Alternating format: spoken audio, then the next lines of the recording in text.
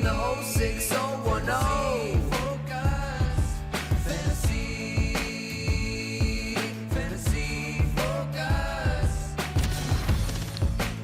The Fantasy Focus Football Podcast is presented by Geico, and we are on to Week 8. Field Yates, Matthew Berry, Stephania Bell, Daniel Dopp, and the entire crew hanging out with you on Tuesday, October 27th, as we have turned the page from Week 7 on to Week 8. And let me start here.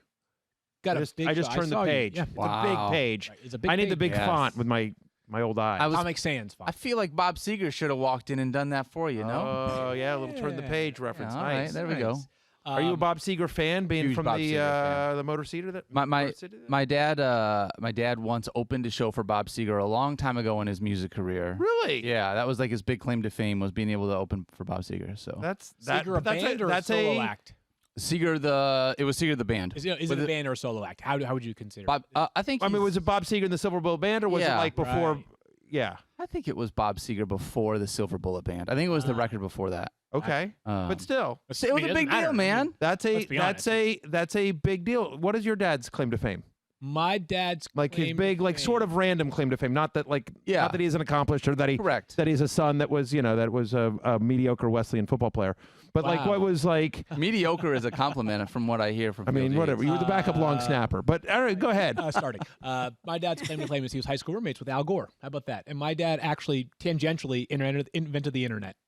That, I mean, like, wait, I got to hear that story. I feel like, is that real though? No, it's real. Your dad was college roommates or high school roommates? High school. My dad is from Hawaii. I think many people listening to this podcast know that. But when my dad was 14 years old, his parents decided to send him to boarding school at St. Albans, which is I know St. Albans. Yeah, in D.C., Stephania. Yeah. Of course, Starfania. Well, I went to boarding school in Virginia. I know St. Albans. So, and by the way, if St. Albans ever has another good season, Stephania will be a big fan. So say, like, I took a class there one summer, and it's an all-boys school, but whatever. They have a sister school. Anyway, my dad was high school roommates with Al Gore.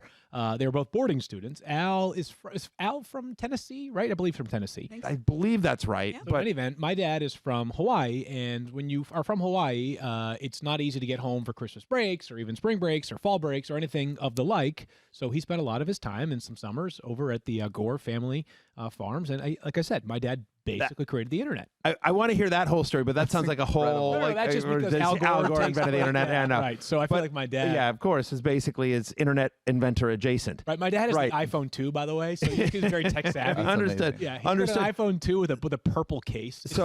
It's hilarious. So here's my dad's obscure. My father's very accomplished, like Daniel's father, just like your father's, like Stephania's father. But my dad's sort of weird claim to fame in this realm is that my dad played Babe Ruth baseball as a kid, which is like which is sort of like a version of Little League, but it's the one up. Yeah. And they were a very, very good. They finished second in the state of California. Wow. So my father was really good, and he was the starting second baseman on this team. And of the 9 starting players, 6 of them went on to play Major League Baseball.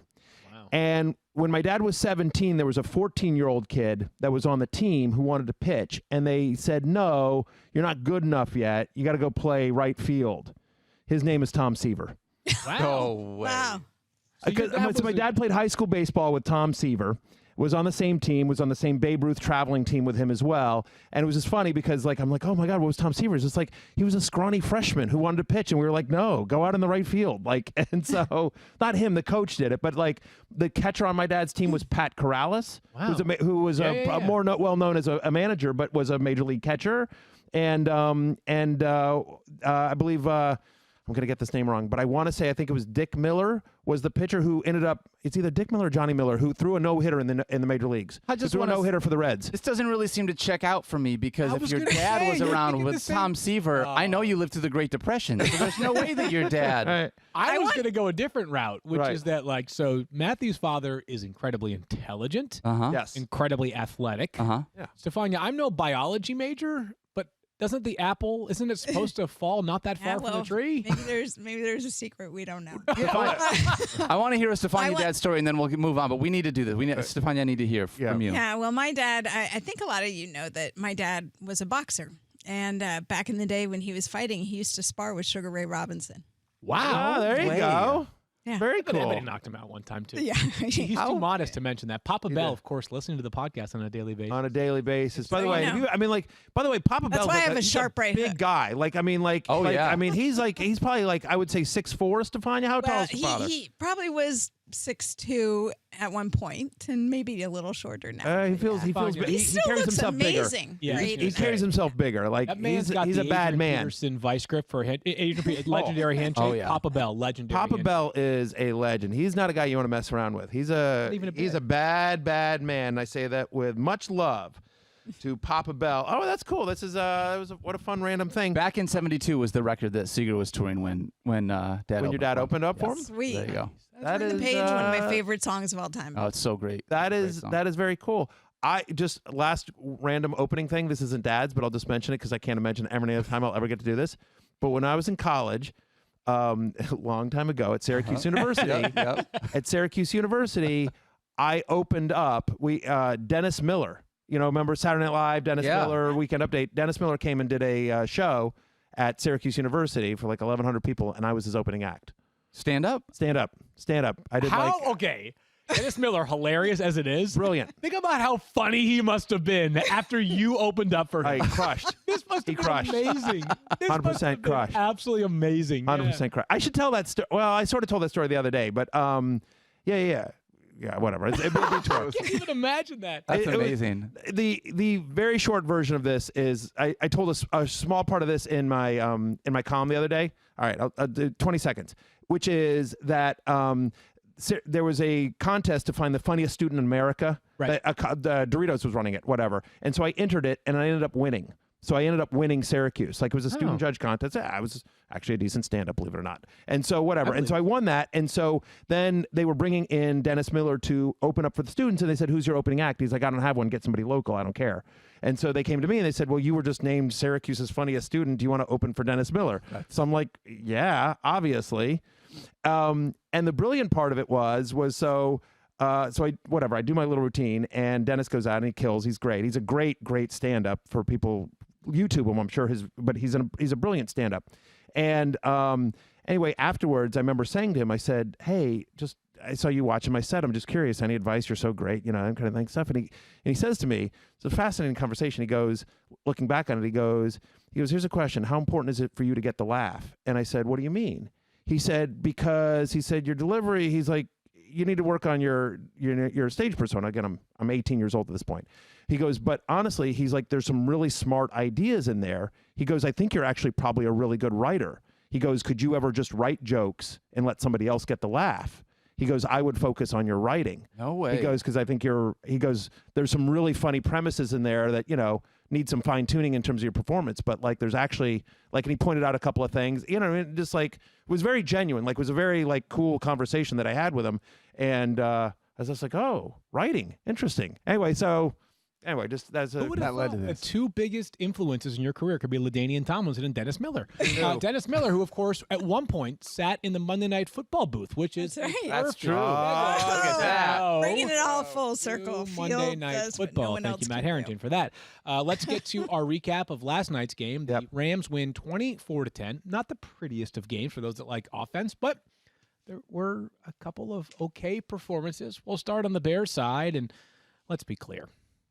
If you're trying to make David Montgomery happen, you better reset your expectations. David Montgomery last night has 48 rushing yards. He has 5 catches on 5 targets for 21 yards, 11.9 fantasy points.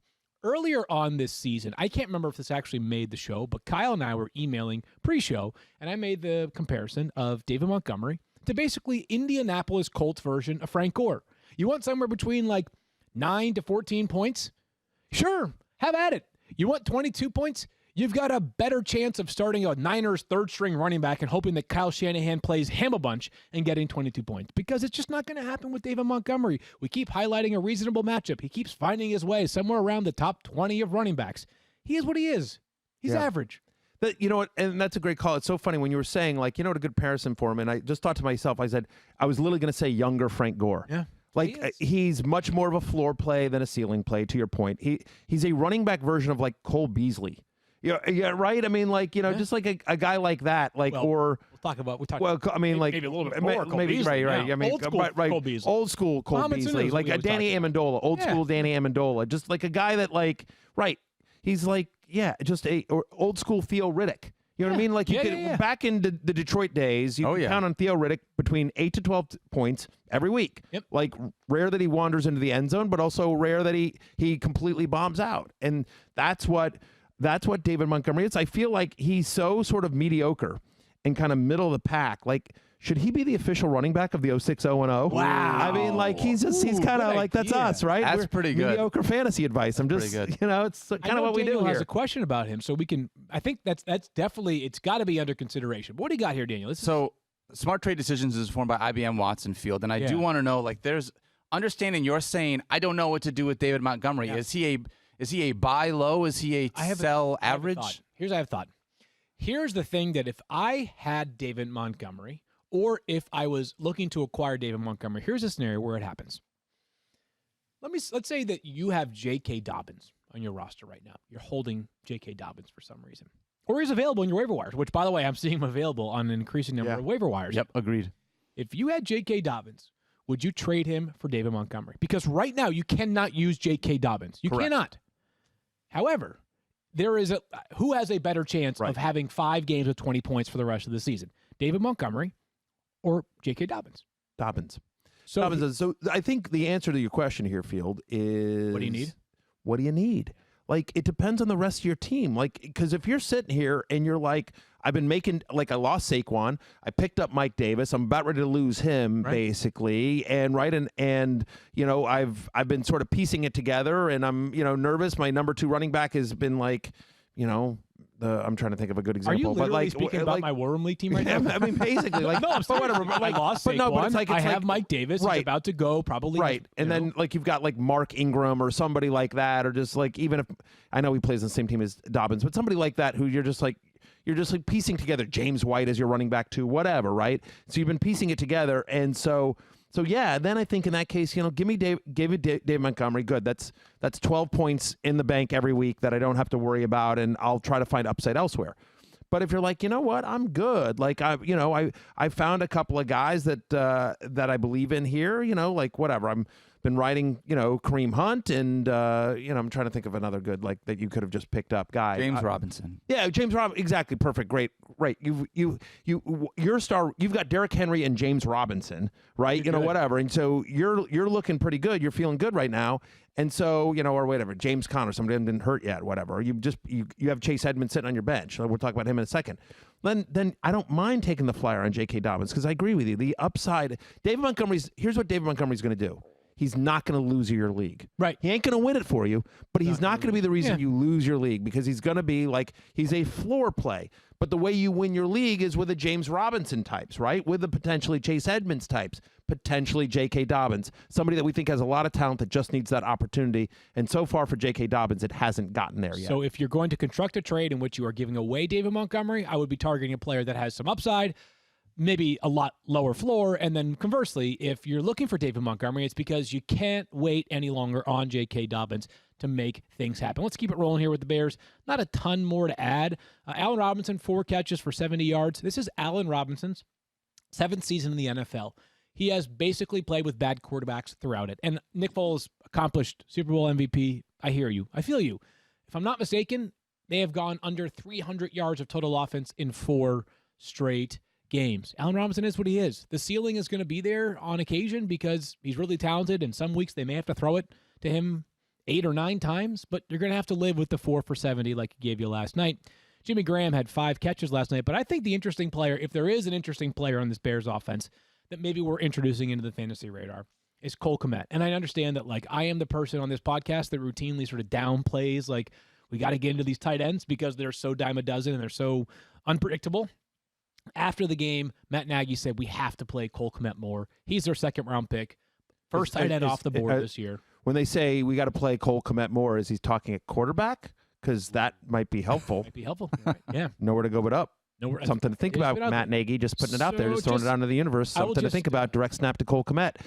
Can I? I think that's very interesting. Like, he was somebody obviously they highly thought of. Here's the weird part, though. I mean, we didn't discuss whether we were talking about Cole Kmet. I actually don't think, and I'm as anti-Jimmy Graham as they come. I got to be honest, like, Jimmy Graham ain't their problem this year. Like, No, I mean, Jimmy Graham's been fine. I understand. I'm just saying that, like, Cole Kmet is, if you just took all the pass catchers they have available right now and just got rid of positions, he's probably the second or third most upside on the roster. So obviously Allen Robinson would be one. Yeah. Darnell Mooney is so fast. I mean, that's the thing. I mean, Darnell Mooney got, what, 7 targets last night? 9 targets? Something For like that? 6 million air yards. I know. I mean, like, unreal. He's somebody that I have in a couple of dynasty leagues. Like, I like him. Kind of interesting, but I mean, like, until they figure out the quarterback position, it's nothing. I want to say, though, I actually go back to Allen Robinson for 1 second. You were sort of like, it is what it is. I actually think Allen Robinson might be a buy low. I would make it. The quarterback stinks. Well, his quarterback does stink. Last night was his first game, and obviously he left early with a concussion, or not with a concussion. He was getting checked out for a concussion. We'll be clear there.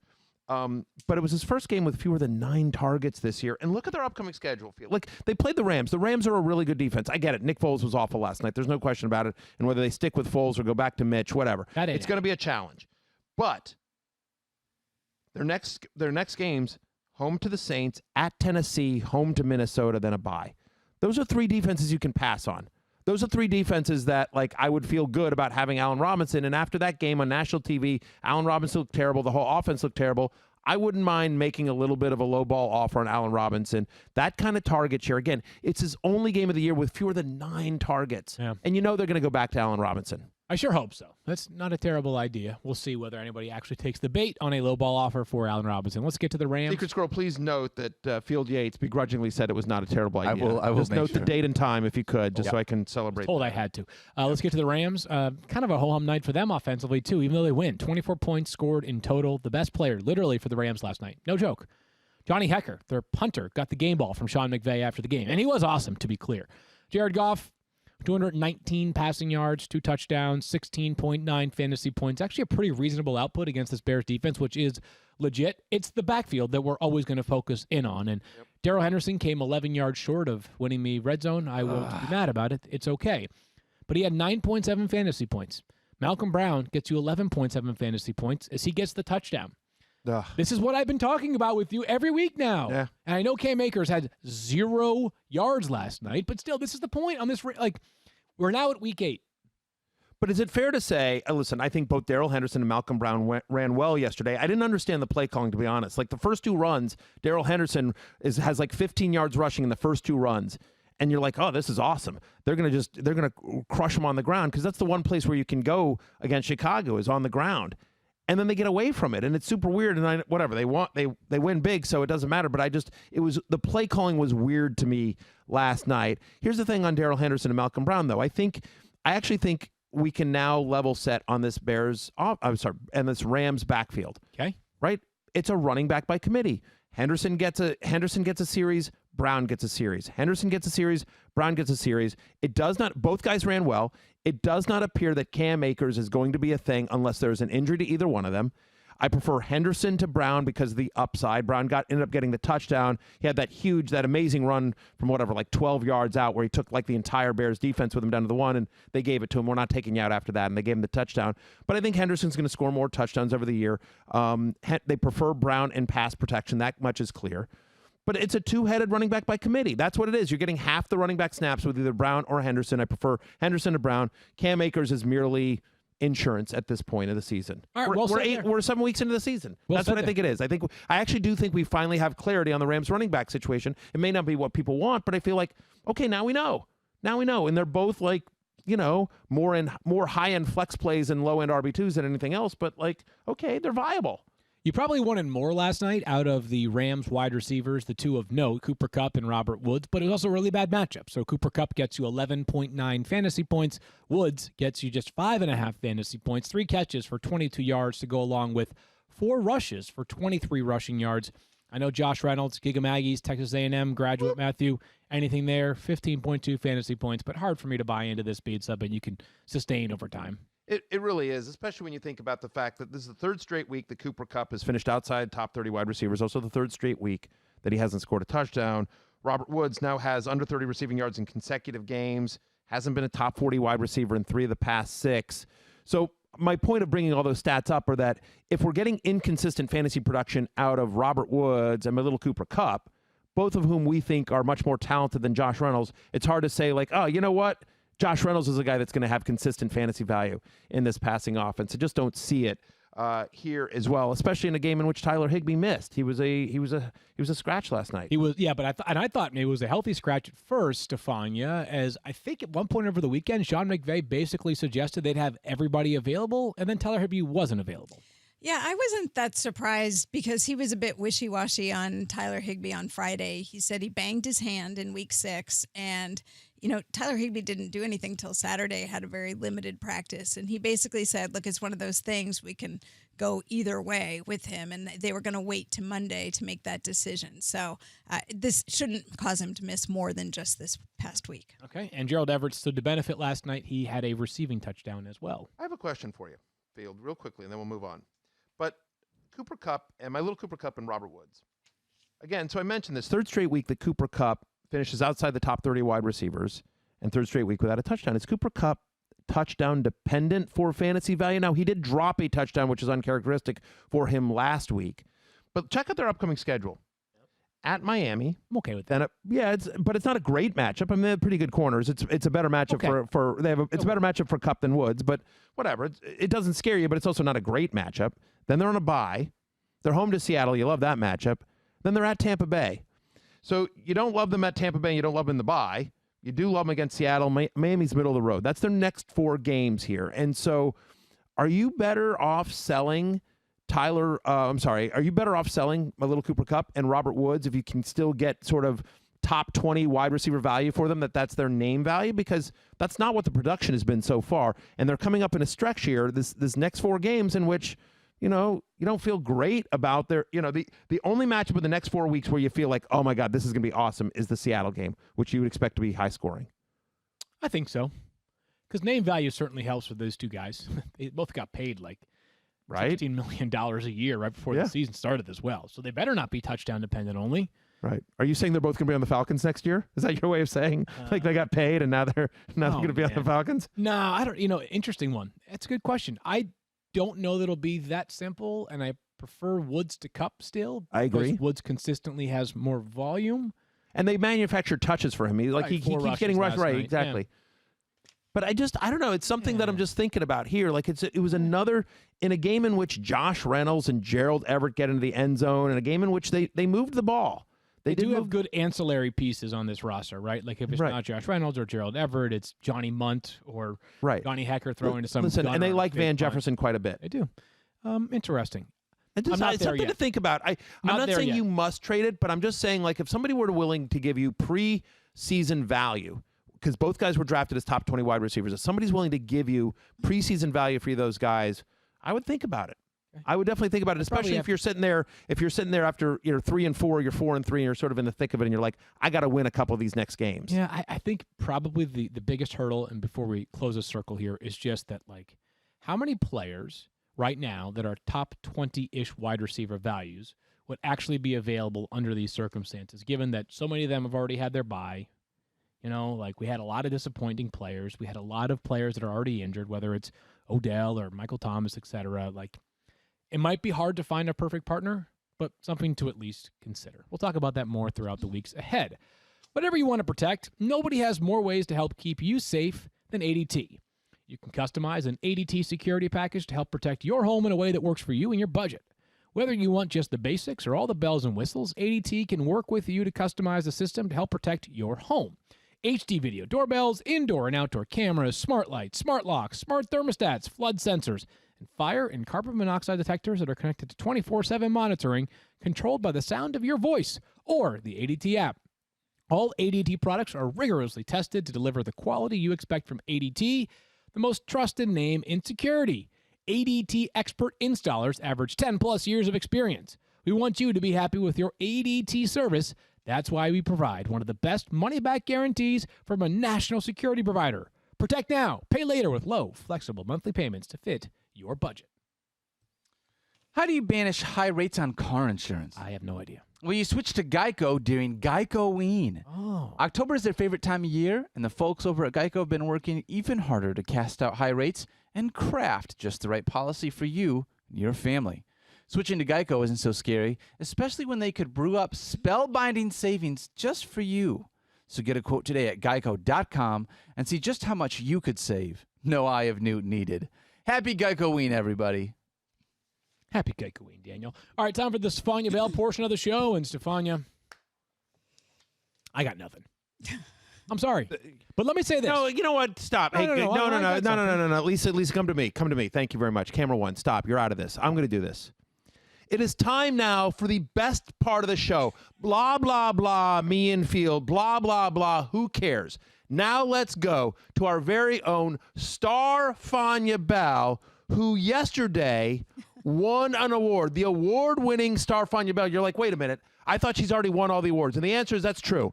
They're running out of awards to give Stephania Bell, capital letters, S-T-A-R. Stephania, tell everyone, I'm going to put you on the spot here. I want you to tell everyone about the award you won for Project 11.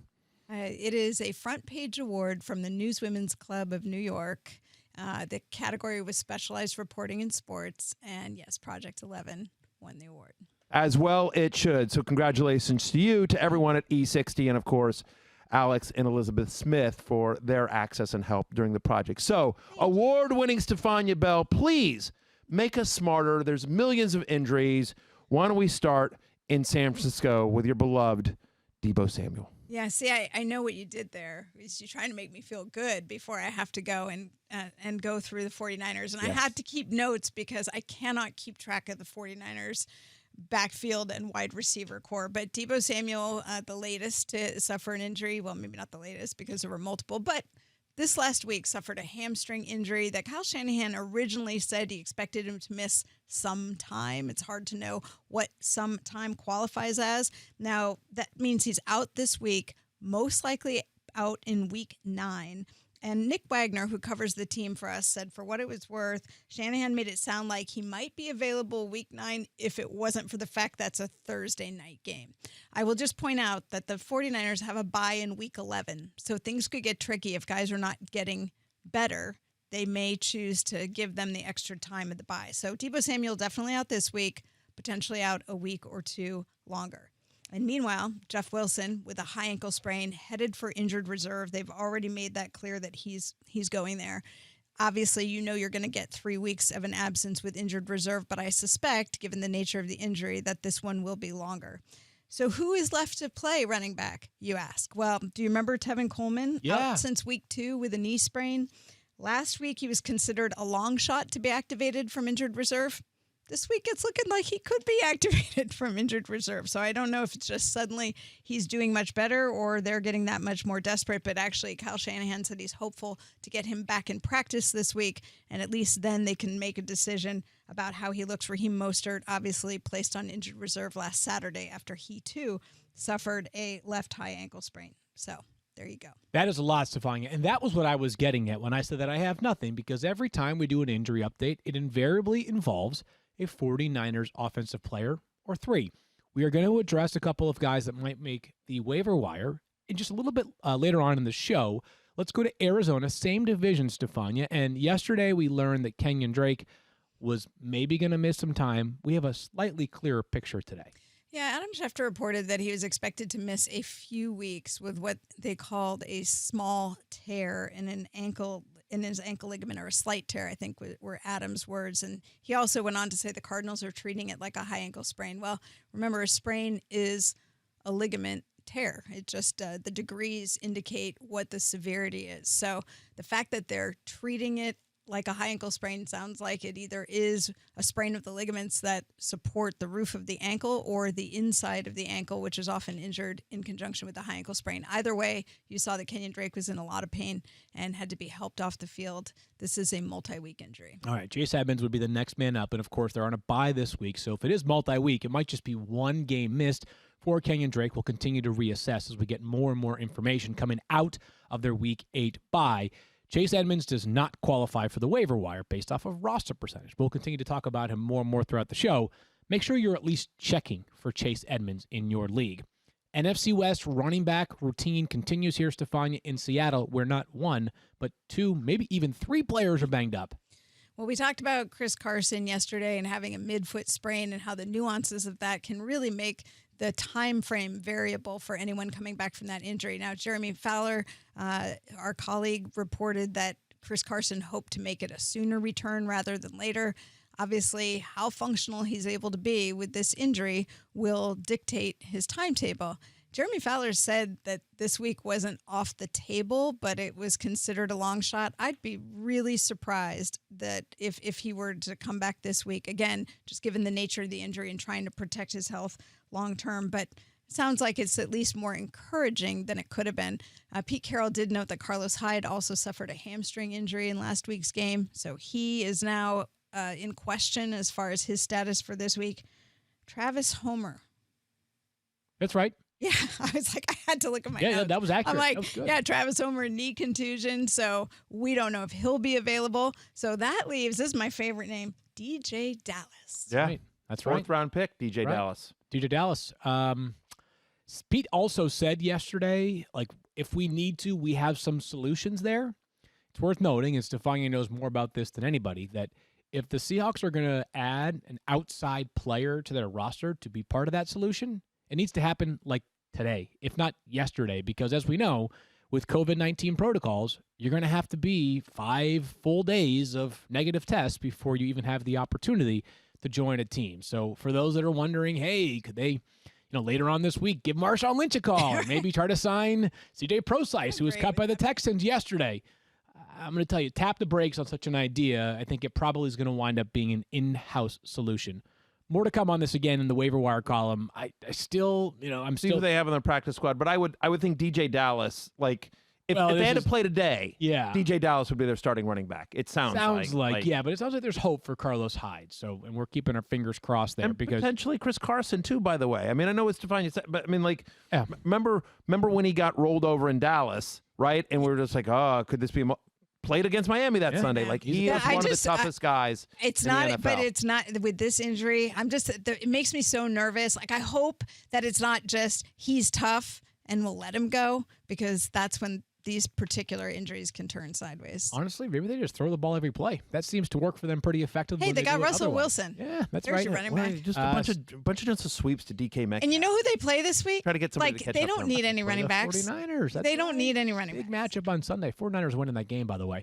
Stephania, let's move along here to the Eagles, who got some good news finally yesterday. Yeah, they kind of matched the 49ers injury for injury, but Jalen Reagor, their talented rookie wide receiver, who we thought would have a big role, given that Alshon Jeffrey wasn't going to be ready to start the season. We didn't know about Deshaun Jackson, and Marquise Goodwin had opted out for the year, and Jalen Reagor injured his shoulder in the preseason, is able to make it back to start, and then suffers a thumb injury in week 2 and ended up having surgery to repair a torn UCL in his thumb. This is the same injury, by the way, that Drew Brees had surgically repaired last year. But obviously, as a receiver, you need to be able to catch it and show ball control before they let you back in the game. He was activated from injured reserve this week, so now the 21-day window is open. I think a lot will depend on how he looks in practice, but potentially, possibly available this week.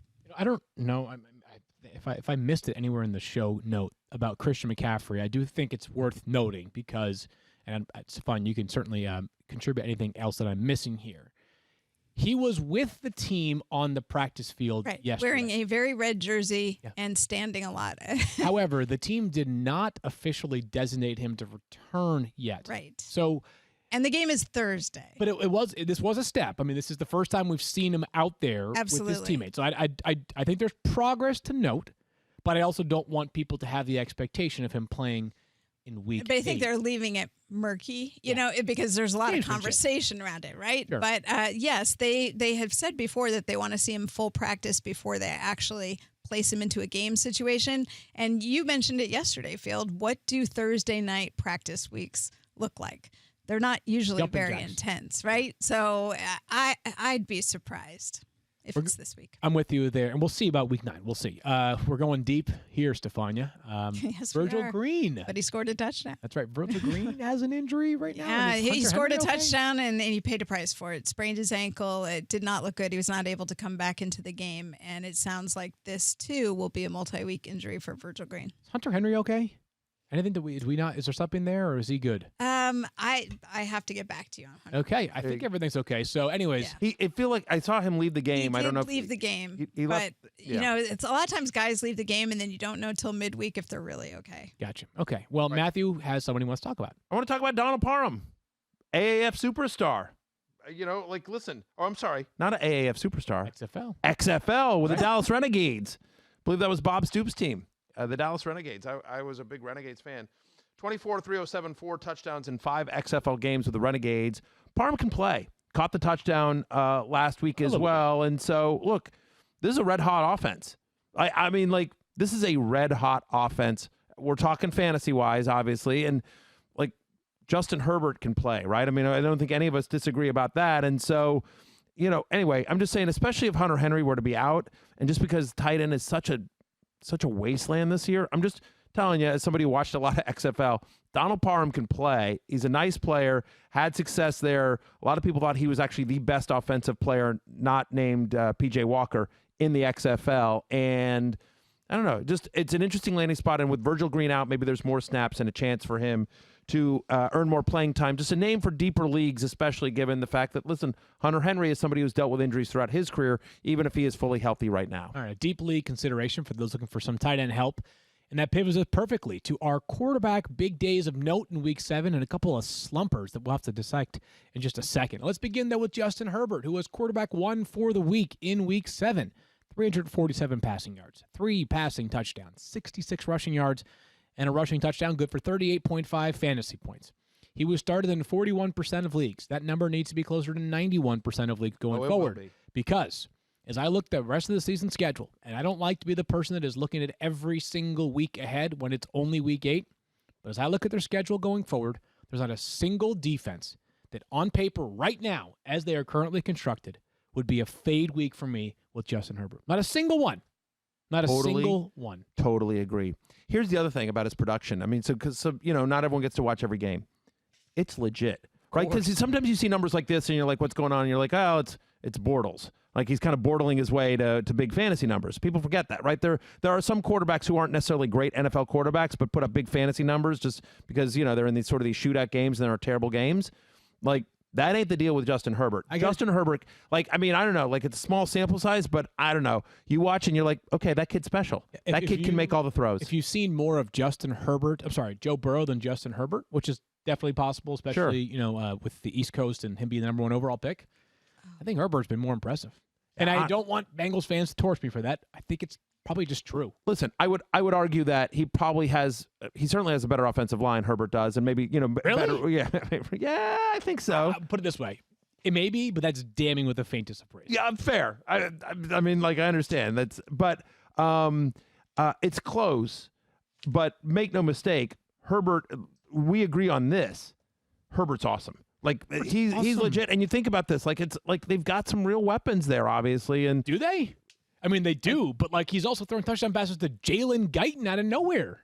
I kind of like Jalen Guyton. I just picked him up in our dynasty league. I guess my point is that these are players. He's already making guys look good. We're already talking 100%. About players. Mike Williams. Mike Williams, who was a top 10 overall pick in the NFL draft and has had a checkered career, and then all of a sudden, has a career game last Monday night, right? I mean, Keenan Allen, who was just oh boy, did we mess up drafting him with Tyrod out there?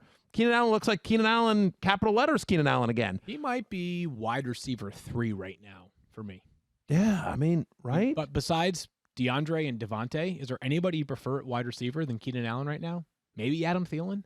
DK Metcalf. I'm still in on DK Metcalf. But 5% target share. I know. It's insane. Over, Justin Herbert. It's insane. He's got feels passing. Don't you feel like Jeremy Lundbed should offer me more than a 3rd-round pick for him in our dynasty league? Think. He is. He's so trying. And then he goes, oh, I got a 2nd-round pick. Now I'm like, dude, Keenan Allen is crushing. What are you doing to me here? So anyway, just a quick shout out to my buddy Jeremy. Keenan's 37, and this is the final year of his contract, right? No, he's 28. Yes. He just had a 4-year extension. Yes, exactly. Gotcha. He's So he's going to gonna play with play for Justin at least Herbert 5 years? for the next. Yeah. Got it. Yeah, Okay. exactly. I guess maybe a 4th will do it. Anyways, And I'm just like, dude. Justin Herbert is the deal, the real deal, and nothing but the real deal. He is going to be special for that Chargers offense. And by the way, Joe Burrow's great too. I promise you, Bengals fans. I'm just saying, for perspective on how good Justin Herbert has been, think Joe Burrow and maybe just even a little bit better. For the season, he is averaging over 25 fantasy points per game, 25.2. In 2019, only Lamar Jackson and Chris McCaffrey would have averaged more, at least 290 passing yards in 4 of the 5 starts. Like, the stats match the eye test. Like, the dude is legit, and we don't need to do it now, but maybe at some point this week we should do a name game. It's just like rest of the season, because I'm with you. That schedule's ridiculous. Like, there's not a lot of quarterbacks I'd rather have the rest of the way than Justin Herbert. Agreed on that. By the way, let's rip through a couple of quarterbacks. We have to get to the waiver wire, of course. And we could be quick here on Baker Mayfield. Had a great game this past week. 29.8 fantasy points, 5 passing touchdowns. He was awesome. He proved a lot of people wrong. His schedule coming up, Raiders, bye, home to the Texans, and then Philly. 3 matchups I think you actually are okay with on paper.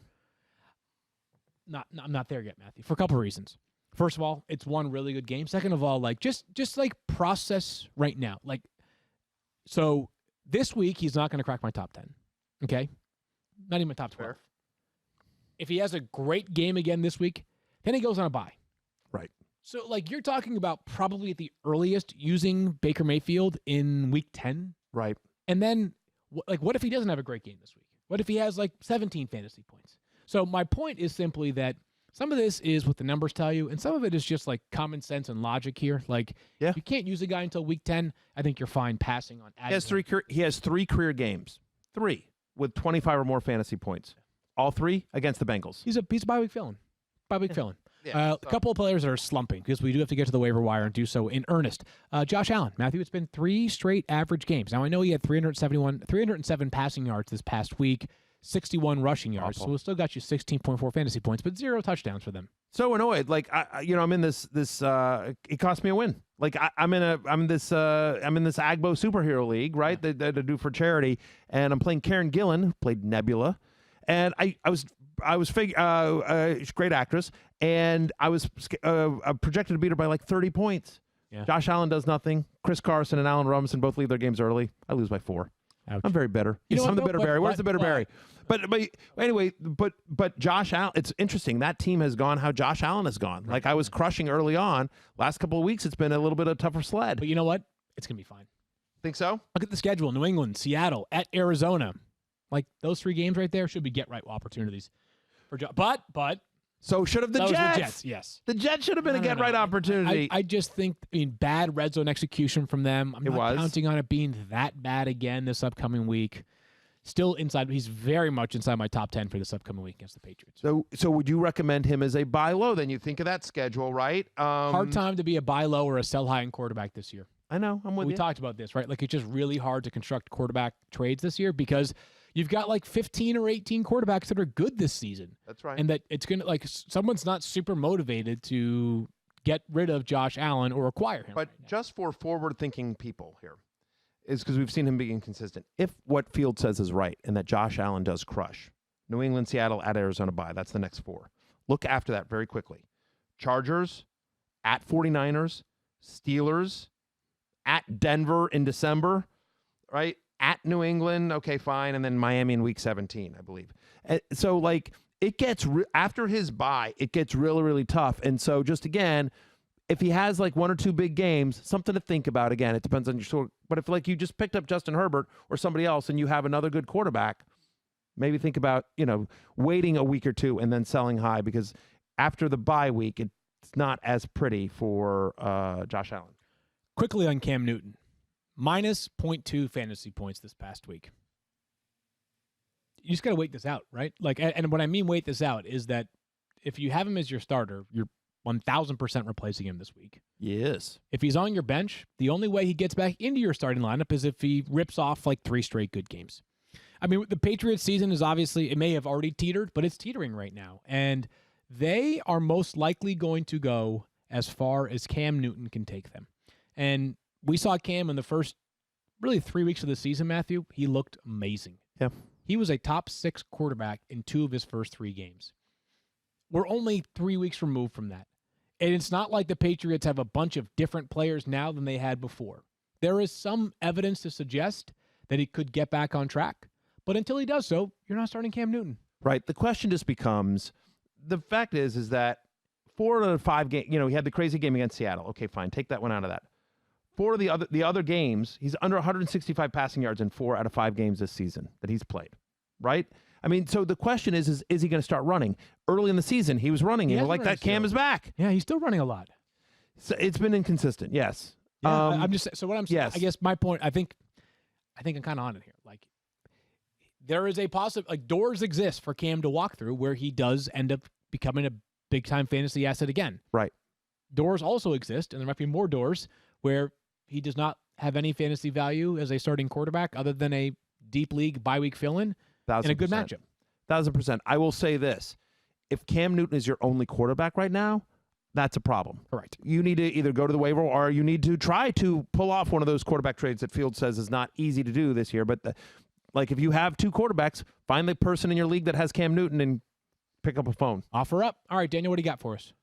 So I don't know if you guys heard this, but Tom Brady is about 30 fantasy points away from becoming the all-time fantasy point scorer ever in the history of the game, as if he needed something else that he was just the best at. But right, yeah. I was curious if you guys had heard this and if it changes anything for you when you're looking at Brady, just long-term looking at his legacy. It's a great note. For those that are wondering, who is he behind?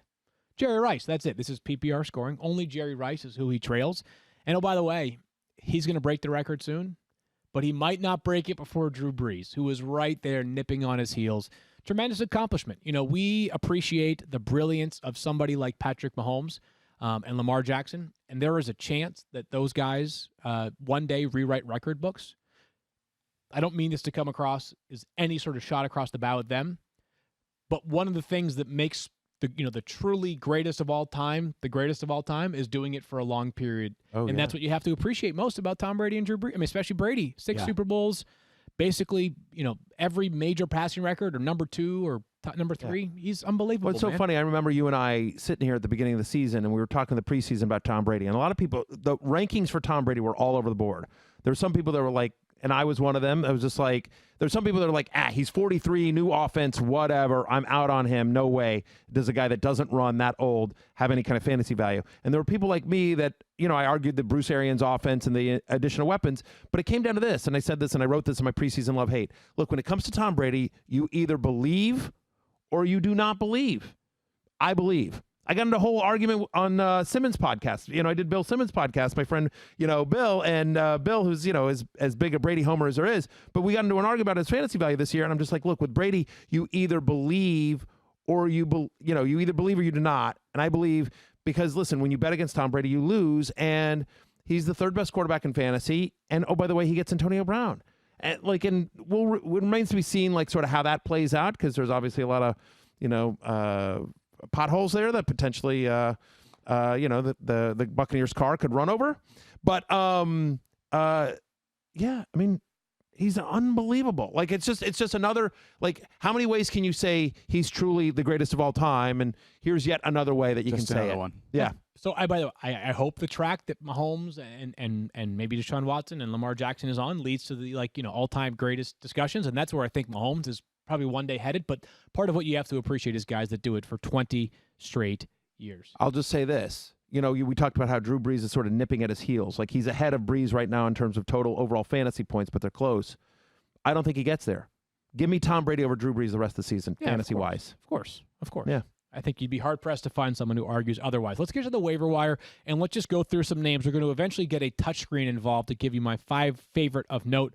I'll start here with the quarterbacks, and it's sort of slim pickings right now for quarterbacks, and that's a good sign, actually, because we've been encouraging people to make sure that you have a backup option in the event that a game is moved at any point leading up to Sunday. But Joe Burrow is still available in 50.5% of leagues, so he just makes the cut, and Joe Burrow had a 3-game stretch prior to Week 7 where it wasn't all that pretty, but he leads the NFL in passing attempts, completions, and is 3rd in passing yards. For those that haven't heard, the Bengals defense is bad. The only thing worse is their offensive line. They have to throw it a ton in Cincinnati. Joe Burrow is the ideal quarterback to have on your roster as a fill-in for your starter or potentially use in advantageous matchups. Let's get to running backs. And again, we had an injury update earlier on in the show as it pertained to Carlos Hyde. But if he plays on Sunday, and I understand that you may not have that clarity by tonight, I still think it's worth treating him like a priority waiver ad and potentially a top 20 option this week, because if he does play, that's where we will be ranking him. And you can still add DJ Dallas, Travis Homer, maybe even, depending on how those guys shake out health-wise. But I think Carlos Hyde is the priority there in Seattle. Jamal Williams for the Packers. I'm not trying to suggest that I believe Aaron Jones will sit this week, but a good reminder that these calf injuries are fickle. They can linger. They can also go away within 5 days. Maybe that's the case with Aaron Jones. But in the event that he sits again this week, you know what you have in Jamal Williams, which is a top 12 running back option.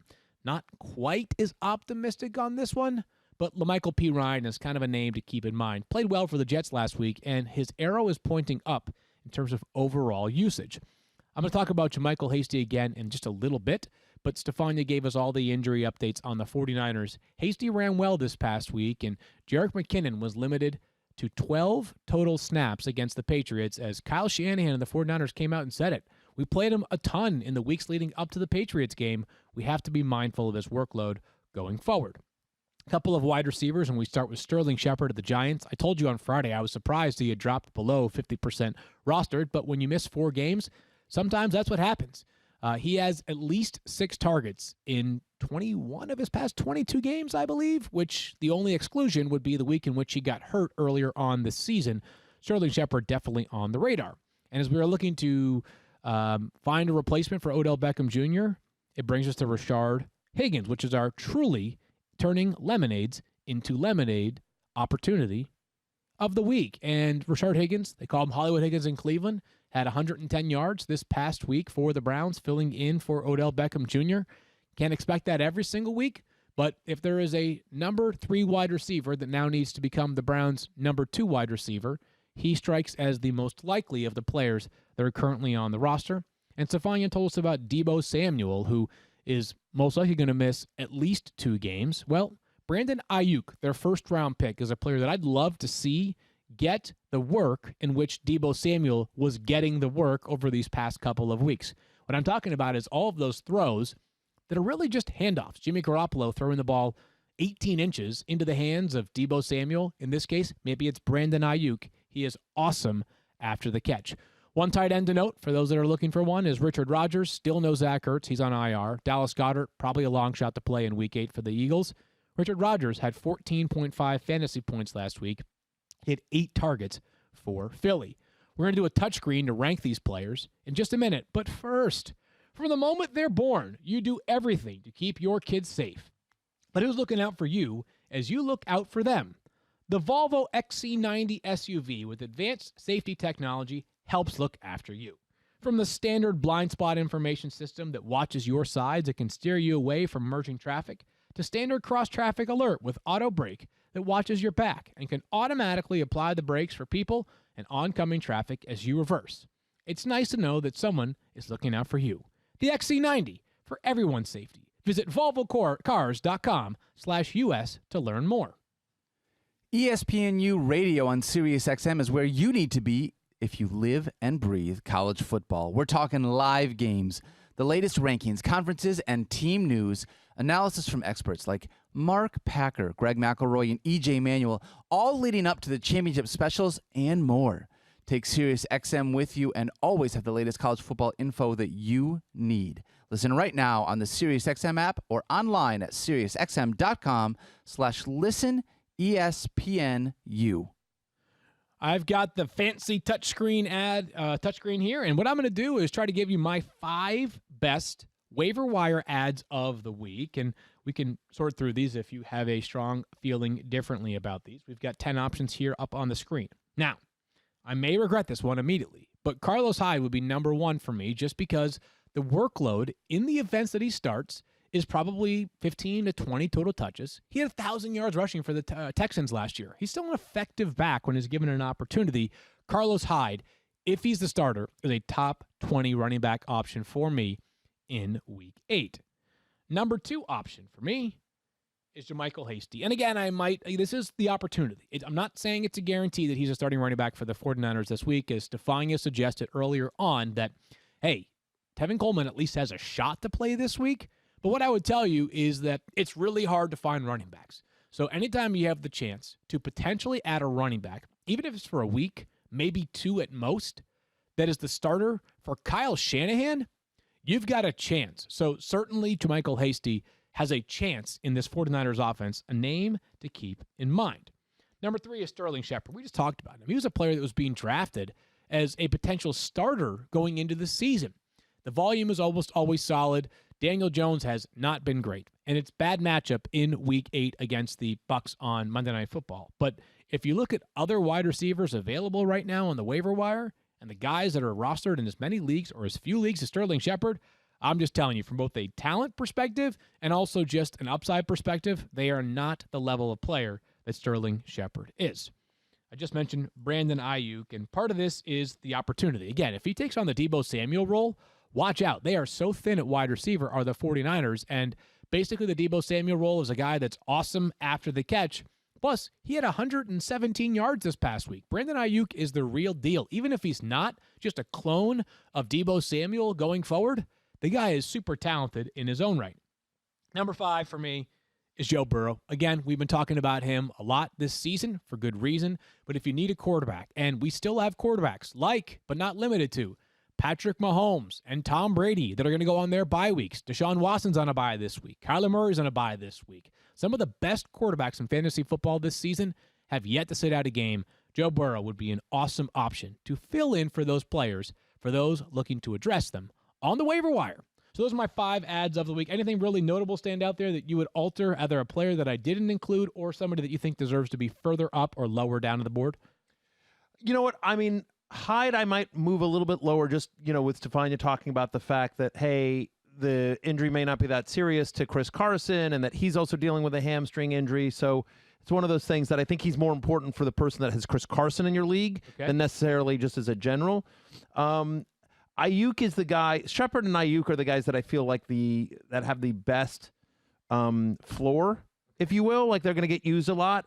Hasty is one of those ones that, like, Hasty could be awesome. It's the 49ers. Hasty could also be, like, back in the practice squad this week. You just never know. I do like the fact that you mentioned my guy, LaMichael P. Ryan, and I'm kind of a Rashard Higgins believer. So okay, I would add that there. So, yes, what do you got? I want to transition out of waivers for one last conversation. Just thinking about that ranking conversation that we just had right there made me think about the Steelers wide receivers, right? We've got a trio here that's super talented, and in any given week, any one of them could be the guy. But I'm just curious, and I understand it's so difficult to project, but going forward, like, how is it that you guys break out this wide receiver trio of which one would you have number 1, which one would you have number 2, which one would you have number 3? Well, so Deontay Johnson's banged up right now. Did we get any clarity yesterday, Stephania, on his status at all? No, it's still too early in the week. Okay, so no updates yesterday? But remember, I did say yesterday that after the game, he said it was just a bruise and he expected to play this week. So if you want to believe the player, he thinks he'll go. So I'll make a call. I'm going to make a call, and you guys can hold me to this, and if I get this wrong, I get this wrong. But this is how I would rank them rest of the season as we sit here today entering Week 8. Number 1, Deontay Johnson. Okay. Number 2, Chase Claypool. Number 3, Juju Smith-Schuster. Wow. So, and here's why. I agree. Yeah, I mean, like, first off, I think Deontay, like, we were expecting a huge breakout this year for Deontay Johnson, and it's been inconsistent because of the injuries, but, like, the volume has been there. We know the talent's there. We believe this offense is there. So I'm there with Deontay Johnson. So now you're left with Chase Claypool or Juju Smith-Schuster. Honestly, even though that Chase Claypool's a rookie, we've seen it more often from Chase Claypool this year. We've seen one game. Juju's been good for one game, fantasy-wise. Right? We're just talking fantasy. We're not talking NFL skill set. Just in terms of fantasy production, Juju's had one good fantasy day. Chase Claypool has also obviously had multiple. So for me, it's Claypool because, by the way, I just think when I think about that offense, like, I'm glad that they finally targeted Juju a little bit further down the field last week. But I don't know. Feels like they still ran a lot of routes with Chase Claypool. I know it was a bad game, but I don't know. I'm banking on both talent and what I see what their roles are going to be going forward.